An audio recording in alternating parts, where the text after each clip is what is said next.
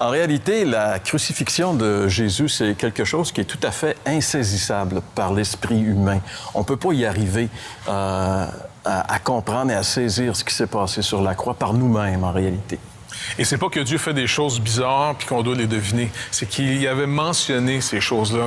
Pour les Juifs, c'est chez eux que ça se passait. Eux étaient au courant normalement selon les Écritures. En plus, Jésus, durant son propre ministère avec ses disciples, il l'annonçait régulièrement. Mais ça prouve à quel point on reste accroché à notre idée du succès. Notre manière de voir, là, à nous domine au point que ça devient quasiment un empêchement de comprendre. Puis il nous a jamais demandé de le deviner. Il nous l'a dit, mais on n'écoute pas. Parce que ce que tu es en train de nous dire, Jeff, c'est que la façon dont on conçoit les choses, c'est que c'est un échec, puis nous, on veut pas voir des échecs, on veut juste voir des réussites, finalement. Parce que le premier coup d'œil qu'on a sur la croix, c'est un échec. Et toi, François, tu nous disais que pour les Juifs, c'était plus que juste un échec ou plus que quelque chose qu'on n'écoutait pas, comme Jeff nous le disait. Ça allait plus loin, même. C'était comme une espèce Pour eux, quelqu'un qui était crucifié, finalement, c'était mal vu. C'était très mal vu. Puis quand Jésus a parlé de sa crucifixion avec ses disciples, là, il y a eu des réactions. On ne peut pas dire qu'ils n'ont pas compris. Ils ont réagi solide. C'était vraiment des réactions fortes. L'apôtre Pierre, entre autres, il dit « Non, jamais, Seigneur, non, oublie ça. » Non seulement il n'acceptait pas, mais il régimbait contre l'idée.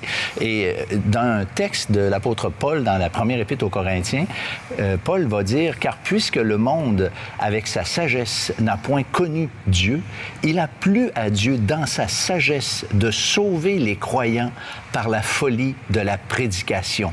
Les Juifs demandent des miracles, les Grecs cherchent la sagesse.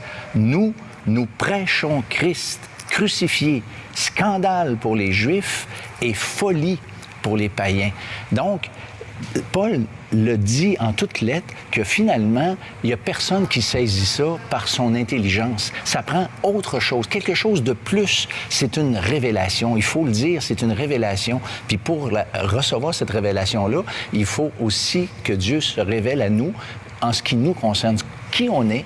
Et ensuite, Dieu manifeste aussi sa révélation en ce que la raison profonde de la croix. Quand il dit c'est un scandale, il dit pour les Juifs. Donc, les Juifs étaient le peuple religieux par excellence. Donc, un Christ crucifié, c'est scandaleux pour l'homme religieux. Mais il dit aussi que c'est une folie pour les païens, c'est-à-dire pour ceux qui n'ont pas de religion, pas de révélation. Dans quel sens, Jeff, ça pourrait être une folie pour les païens? Mais pour le païen, comme tu dis, qu'il n'y a pas de révélation, il n'y a pas le texte pour interpréter l'événement.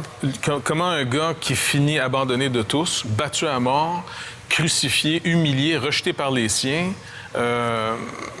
comment ça peut être interprété comme étant une réussite?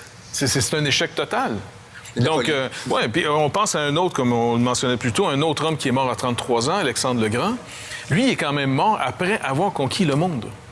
Le gars, il a quand même conquis le monde. 33 ans de chez lui, de la Macédoine, la Grèce, il va jusqu'aux portes de l'Inde. Il a tout conquis ça. Il a 33 ans. Le gars, c'est un phénomène. Là, on dit, ça, c'est du succès. Ça, c'est vendeur. Un autre de 33 ans, il se promène dans un petit pays de rien, qui est à peine mentionné, qui est dans le coin obscur de l'Empire romain. Lui qui est en plus proclamé roi des Juifs, il est humilié même par son propre peuple. Il finit battu, crucifié, couronné d'épines, en moquerie, nu sur une croix de bois. Donc, déjà pour le païen qui est là à Jérusalem, là, il dit, écoute, pauvre gars, c'est un illuminé, il est fou, il a fini mal. Donc, c'est dans ce sens-là que c'est une folie. Ah oui, c'est une folie. Mais pour le Juif, lui, c'est pas une folie. Lui, c'est un scandale. Parce que le Juif, dans sa Bible encore, il y avait un verset bien étrange dans le Deutéronome. Et puis, il s'était dit, si quelqu'un meurt pendu au bois, ça veut dire que Dieu l'a maudit. C'est une malédiction. Exactement. Donc, ils se disent, attends, comment le béni de Dieu peut-il être maudit par Dieu? Exactement. Alors, c'est pas évident. Mais Paul, il dit autre chose de super incroyable dans ce verset. Donc, pour les Juifs, c'est un scandale. Pour les païens, c'est une folie. Mais il dit, pour nous, c'est une puissance de Dieu. Et une sagesse. Et une sagesse. Alors, là c'est encore plus mêlant. Hein? Il va falloir qu'on prenne un temps pour essayer de décortiquer ça. Et c'est ce qu'on va faire au retour de la pause. Vous avez des questions ou des commentaires sur ce que vous venez d'entendre? Contactez-nous par téléphone ou réagissez sur les médias sociaux.